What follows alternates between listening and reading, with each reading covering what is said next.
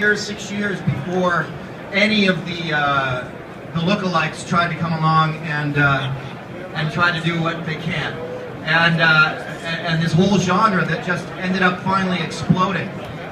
It's really been an incredible ride. I've been able to be all around the world, and Rick is quite right. This year has been a kind of an intense, I'm not going to call it a comeback, but a return to SurvivorMan and the stuff I do. What basically went on for a while was SurvivorMan. I was doing my shows, everything was good, and then I wanted it to expand out. And I don't know if any of you guys saw the series Beyond Survival, where I went around and I survived. I did the ceremonies. So that was for a period of time, and then it was back into, and then I did. I think my first comeback show after that was Norway, and which I wonder. You guys don't have like a stand or something I can get up on? Nothing, eh? I'm shorter than I look on TV. Stand top of the TV. Yeah. Can I take that home? You gotta register. Yeah. Actually, I'm gonna do that because I can't see all of you. I'm gonna make it dirty. Here we go. That's now I can see some of you. All right. I feel like one of the models. Should be in a bikini. So. No, I agree.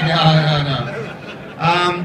It's been such an incredible period of time. Actually, the reason why I always know how long it's been since I started SurvivorMan, because when I did the very first SurvivorMan ever, when I went out and it sort of, before it was called Survive, it's almost like a year-long vision quest, to be honest with you. And that series and filming those shows put me back in touch with the earth. Before I take the next question, that gives me a chance to say something.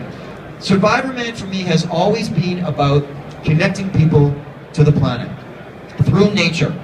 I don't care if it's fishing, hunting, camping, sea kayaking, hiking. I don't care how you get out there, so long as you do. Because my belief is if you do, even if it's the corner park. When I lived in the city, I would walk my dog in the only little bit of Carolinian forest I could find, Northern Carolinian forest, underneath the highway. But damn it, it was still the original tract. And it was only a couple of acres, but I had my dogs there. And to me, that was my little bit of nature in the middle of Toronto, Ontario.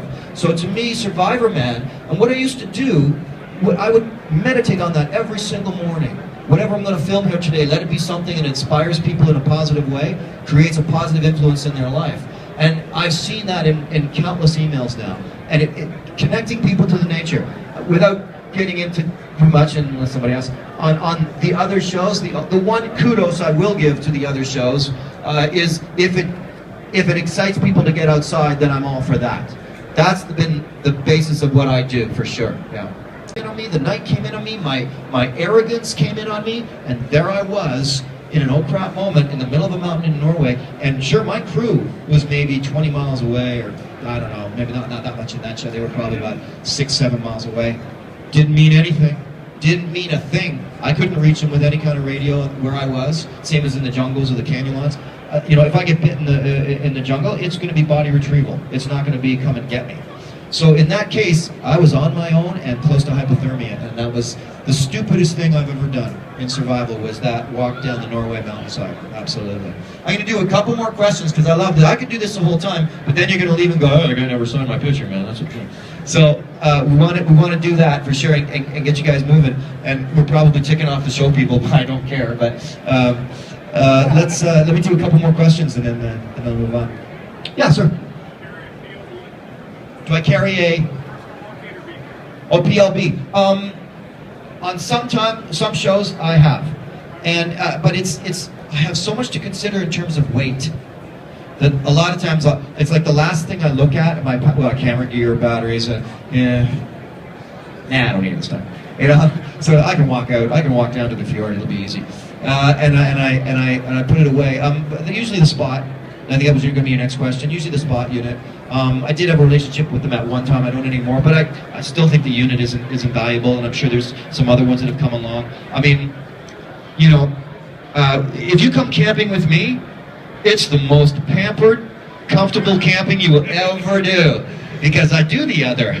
So I'll go and all those things. The new technology is fantastic. All the PLBs PLDs are absolutely fantastic, and they're worth their while for sure. I'll take one over here too. Any more? Yes, sir. Oh, well, that was another I got this moment. Yeah, You see, it doesn't matter how experienced you are. In your own time, you can still mess up. And on this New Year's, I took my snowmobile and I was going to go up to my cottage and go in and check on it. And it's a 7-mile drive in, and then it's a 6-mile walk across the lake or something like that. No, it's not that far, 3 miles across the lake.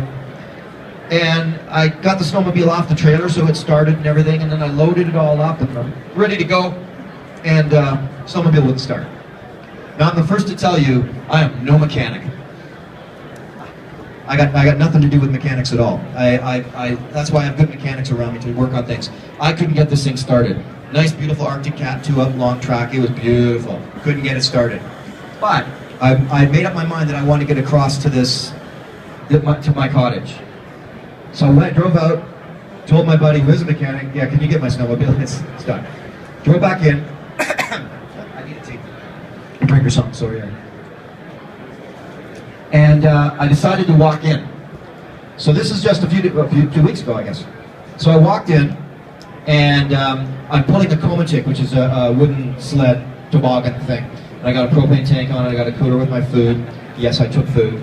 And I'm gonna walk across this frozen lake. Very, very cold. I start pulling the Komatik up a hill, down a hill, onto the lake, flat, and away I go. Pretty not bad for the first half of the trip. Just the same, I am dripping with sweat. Now, I didn't realize it, but it was dropping to minus 45 that night. Minus 45 Celsius is the same, roughly, as 45 below zero Fahrenheit. That's what it was dropping to, and I'm in the middle of my lake. Well, then I start hitting slush and deep snow. Because, well, what happens is water comes up, the weight of the snow pushes down the ice, the water comes up, even in those temperatures, and it's slushing. Right? So you get 8 inches of slush. And my sled's bogging down. And I got to a point where I was literally on all fours, down on the lake, pulling that Komatik like some kind of sled dog maniac. And I actually kept going, and now my ego kicked in. Once again, my ego kicked in, so I'm making it to the cottage. I can do this. I'm not being defeated on my own cottage lake. And so I'm still going, I'm still pushing, and the temperature's dropping, and it's dropping and dropping. It's got dark. I'm in pitch black now, in the middle of a lake in northern Ontario, no one around for miles, pulling this silly sled, trying to make it to my cottage. I had to abandon the sled about 800 yards from my cottage. I was beat. I couldn't move another foot with that thing. It was so caked with slush. Then I had to walk. Now I had no snowshoes.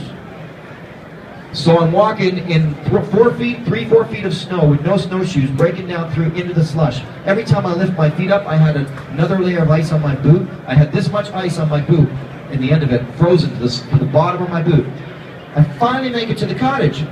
My cottage is not insulated, there's no running water, no electricity, and I had 3 sticks of wood there.